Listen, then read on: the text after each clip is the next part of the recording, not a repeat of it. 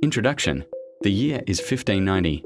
A ship emerges from the Atlantic mist, dropping anchor near Roanoke Island. The sailors are excited. They are bringing supplies to their families and friends who stayed behind to build the first English colony in America. But as they step onto the shore, the silence is deafening. No smoke from chimneys. No sound of children playing.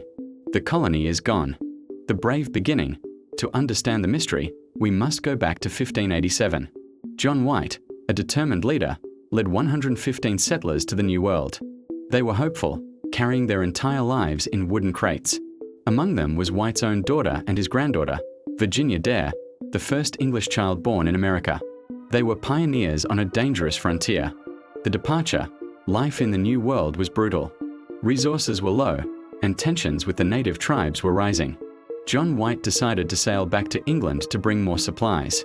He promised to return in months. But war between England and Spain broke out, and every ship was seized for battle.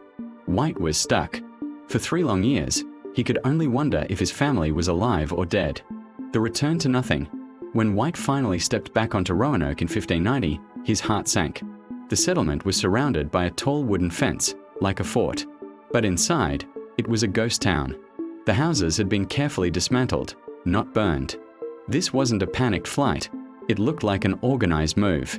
But where did 115 people go without leaving a single footprint? The only clue, Croatoan. White searched the ruins frantically. On a wooden post, he found a single word carved in capital letters, Croatoan.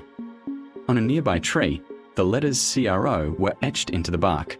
This was the name of a nearby island and a local tribe. But there was no cross carved above it, the secret signal they had agreed upon to indicate danger or distress. The failed search. White wanted to sail to Croatoan Island immediately, but a massive storm was brewing. The anchor cables snapped, and the ships were nearly destroyed.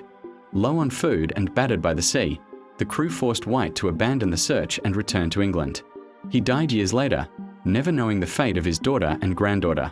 The theory of integration. What really happened?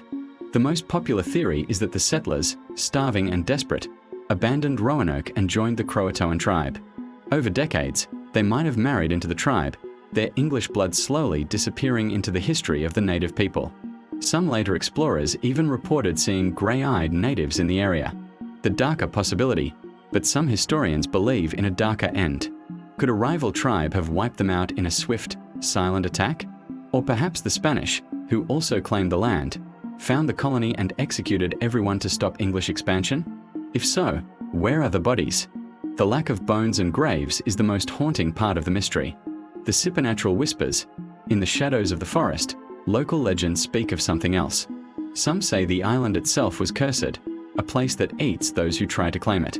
While science looks for DNA and artifacts, the folklore of the area whispers of spirits that led the 115 settlers into the woods, never to return.